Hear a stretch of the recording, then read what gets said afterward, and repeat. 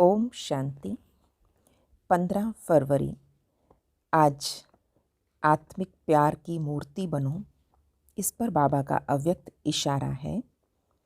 ब्राह्मण संगठन का आधार आत्मिक प्यार है। चलते फिरते आत्मिक प्यार की वृत्ति, बोल, संबंध, संपर्क अर्थात कर्म हो।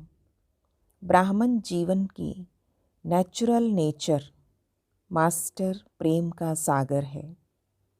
इसी नेचर को धारण करो। तो आत्मिक प्यार से ये ब्राह्मण संगठन बनता है। तो चलते फिरते आत्मिक प्यार की वृत्ति, बोल, संबंध, संपर्क अर्थात कर्म हो। ब्राह्मण जीवन की नेचुरल नेचर मास्टर प्रेम का सागर, इस नेचर को धारण करो। तो आज चढ़ती कला के लिए बाबा ने महावाक्य उच्चारे। मीठे बच्चे, ये संगम युग है, चढ़ती कला का युग। इसमें सभी का भला होता है। इसलिए कहा जाता, चढ़ती कला तेरे भाने सर्व का भला। आपकी प्रोग्रेस होगी, आपकी उन्नति होगी, तो आपके कारण अनेकों की उन्नति होगी। प्रश्न है, बाबा सभी ब्राह्मण बच्चों को बहुत बहुत बधाइयाँ देते हैं, क्यों? उत्तर, क्योंकि बाबा कहते, तुम मेरे बच्चे मनुष्य से देवता बनते हो। तुम अभी रावण की जंजीरों से छूटते हो। तुम स्वर्ग की राजाई पाते हो, पास विद ऑनर बनते हो, मैं नहीं। इसलिए बाबा तुम्हें बहुत बहुत बधाइयाँ देते हैं।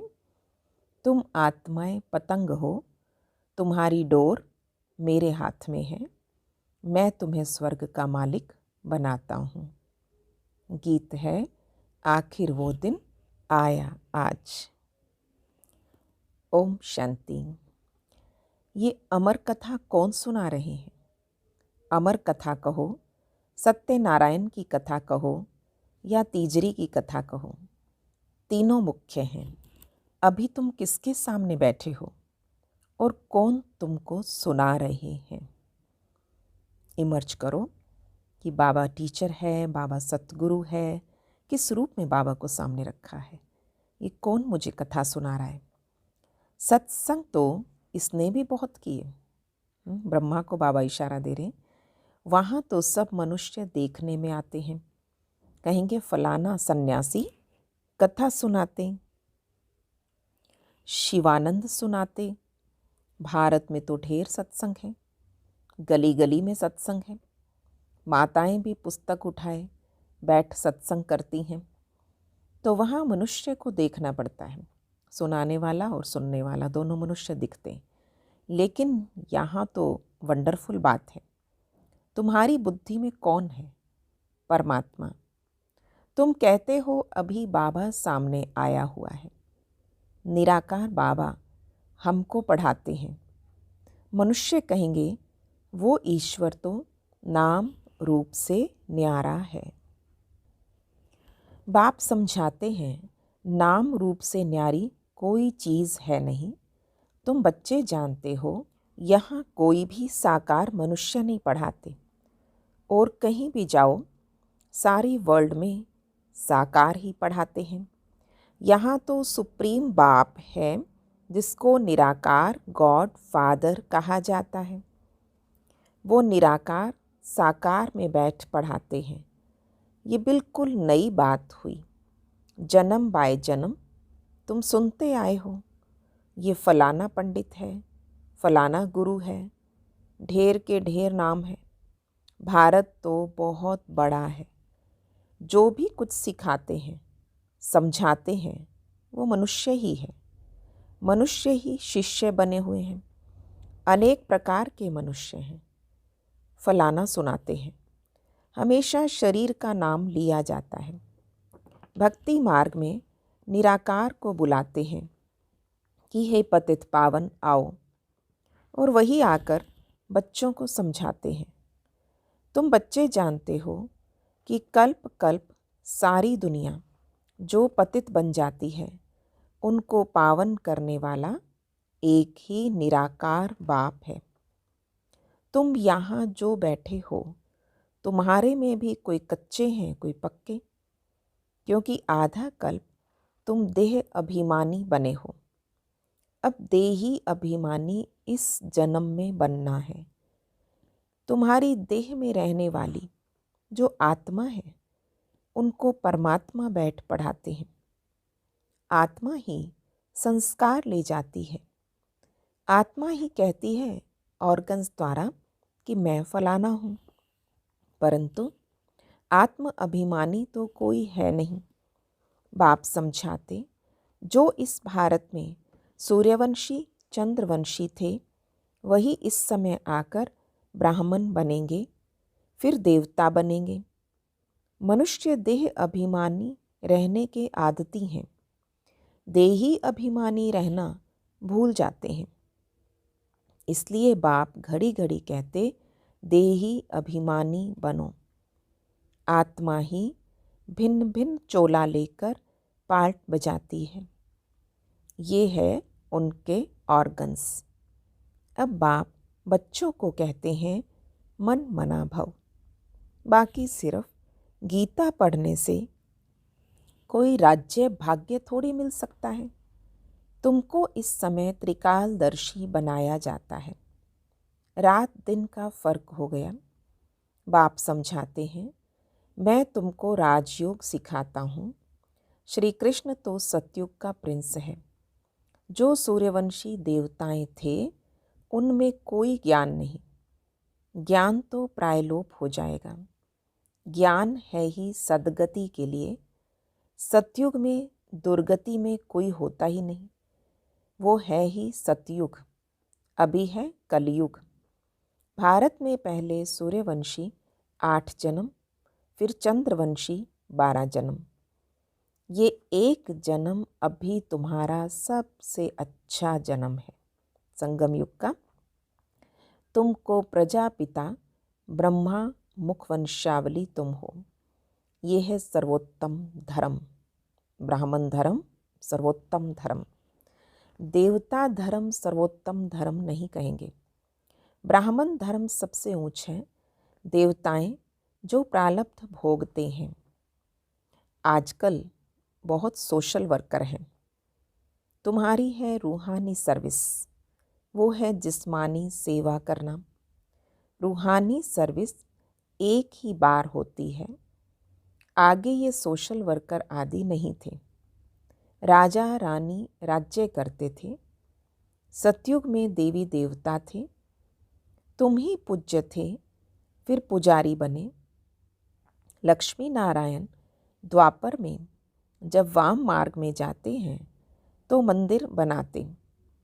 पहले पहले शिव का बनाते। वो है सर्व का सद्गति दाता, तो उसकी जरूर पूजा होनी चाहिए।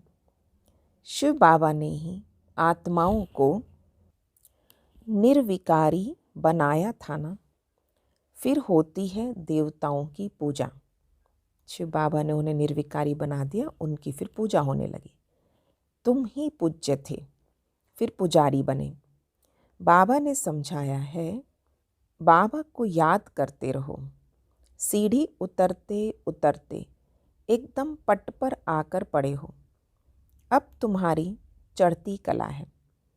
कहते हैं ना, चढ़ती कला तेरे बहाने सर्व का भला। सारी दुनिया के मनुष्य मात्र की अब चढ़ती कला करता हूँ। पतित पावन आकर सबको पावन बनाते हैं। जब सतयुग था तो चढ़ती कला थी और बाकी सब आत्माएं मुक्ति धाम में थी। बाबा बैठ समझाते, मीठे मीठे बच्चों, मेरा जन्म भारत में ही होता है। शिव बाबा आया था, गाया हुआ है, अब फिर आया हुआ है। इसको कहा जाता राजस्व अश्वमेध अविनाशी रुद्र ज्ञान यज्ञ। स्वराज्य पाने के लिए यज्ञ रचा हुआ है। विघ्न भी पड़े थे, अब भी पड़ रहे हैं। माताओं पर अत्याचार होते हैं। कहते हैं बाबा हमको ये नगन करते हैं। हमको ये छोड़ते नहीं। बाबा हमारी रक्षा करो। सुप्रीम प्रोटेक्टर भी बाबा ही है ना। दिखाते हैं द्रौपदी की रक्षा हुई। दिल से कहा ना, दिल से पवित्रता को चाहते थे ना, तो बाबा कहते रक्षा हुई। अभी तुम 21 जन्मों के लिए बेहद के बाप से वर्षा लेने आए हो। याद की यात्रा में रहकर अपने को पवित्र बनाते हो। फिर विकार में गए तो खलास, एकदम गिर पड़ेंगे। इसलिए बाप कहते पवित्र जरूर बनना है। जो कल्प पहले बने थे वही पवित्रता की प्रतिज्ञा करेंगे। फिर कोई पवित्र रह सकते हैं, कोई नहीं रह सकते। मुख्य बात है याद की। याद करेंगे, पवित्र रहेंगे और स्वदर्शन चक्र फिराते रहेंगे तो फिर ऊंच पद पाएंगे। विष्णु के 2 रूप राज्य करते हैं ना, परंतु विष्णु को जो शंख चक्र दे दिया वो देवताओं को नहीं था, लक्ष्मी नारायण को भी नहीं था। बाबा कहते प्रैक्टिकल में वो तुम्हारे पास है। ज्ञान का शंख, सेवाओं का, बाबा कहते हैं तो ज्ञान का चक्र हो गया और सेवाओं का शंख हो गया। लक्ष्मी नारायण को नहीं था ये, उन्होंने सेवाएं नहीं करनी है जो ज्ञान के शंख बजाते रहें। विष्णु तो सूक्ष्म वतन में रहते हैं, उनको चक्र के नॉलेज की दरकार ही नहीं। वहाँ मूवी चलती है। अभी तुम जानते हो कि हम शांति धाम में रहने वाले हैं, वो है निराकारी दुनिया। अब आत्मा क्या चीज़ है वो भी मनुष्य मात्र नहीं जानते। कह देते आत्मा सो परमात्मा। आत्मा के लिए कहते हैं एक चमकता हुआ सितारा है जो भ्रकुटी के बीच रहता है। इन आँखों से देख ना सके, भल कोई कितना भी कोशिश करे, शीशे आदि में बंद करके रखे कि देखें कि आत्मा निकलती कैसे। कोशिश करते हैं पर किसी को भी पता नहीं पड़ता आत्मा क्या चीज़ है, कैसे निकलती है। बाकी इतना कहते हैं आत्मा स्टार मिसल है, दिव्य दृष्टि बगैर उसको देखा नहीं जाता। भक्ति मार्ग में बहुतों को साक्षात्कार होता है।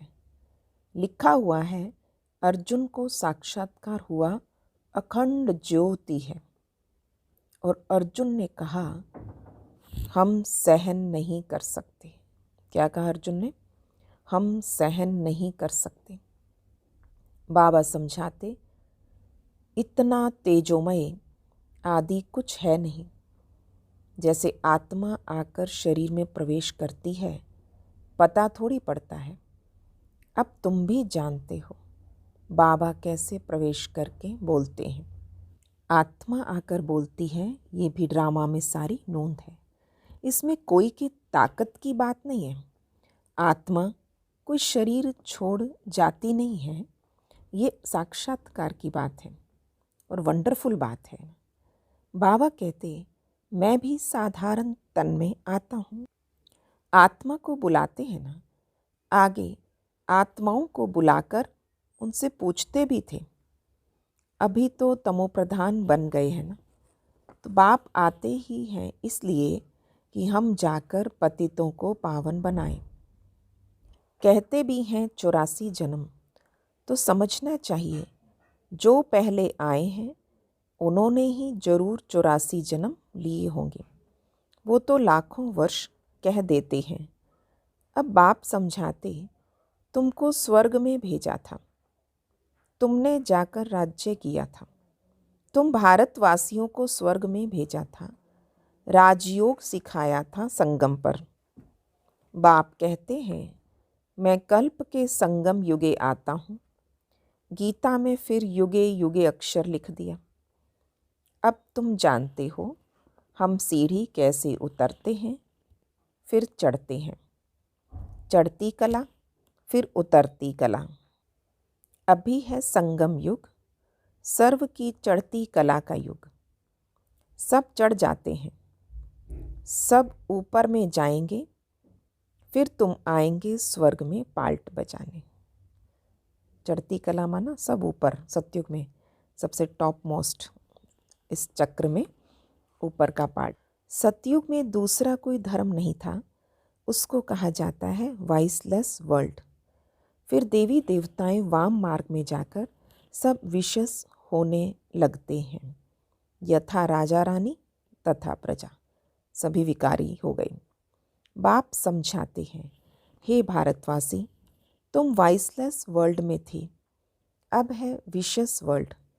अनेक धर्म है, बाकी एक देवी देवता धर्म नहीं है। जरूर जब ना हो तभी तो फिर स्थापन हो। बाबा कहते, मैं ब्रह्मा द्वारा आकर आदि सनातन देवी देवता धर्म की स्थापना करता हूँ। यहाँ ही करेगा ना, सूक्ष्म वतन में तो नहीं करेंगे। लिखा हुआ है ब्रह्मा द्वारा आदि सनातन देवी देवता धर्म की रचना रचते हैं।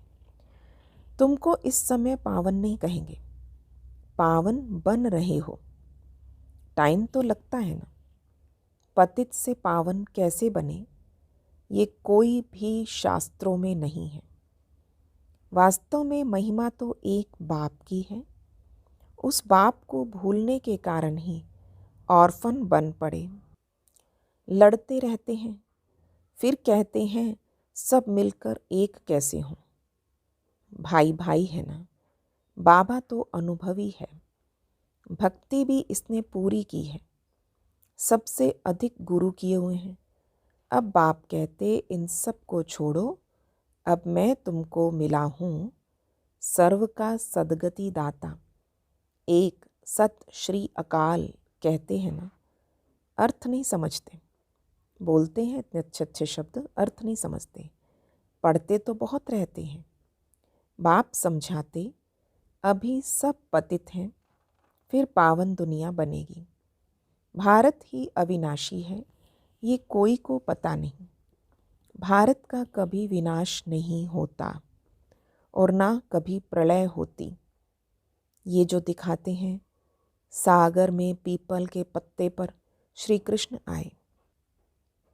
अब पीपल के पत्ते पर तो बच्चा आ ना सके। बाबा समझाते, तुम गर्भ से जन्म लेंगे बड़े आराम से। वहाँ गर्भ महल कहा जाता है, यहाँ है गर्भ जेल। सतयुग में है गर्भ महल। आत्मा को पहले से ही साक्षात्कार होता है, ये तन छोड़ दूसरा लेना है। वहाँ आत्म अभिमानी रहते। मनुष्य तो न रचयिता को न रचना के आदि मध्य अंत को जानते। अभी तुम जानते हो।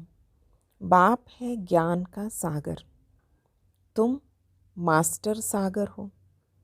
तुम माताएं हो नदियाँ और ये गोप हैं ज्ञान मान सरोवर। ये ज्ञान नदियाँ हैं, तुम हो सरोवर।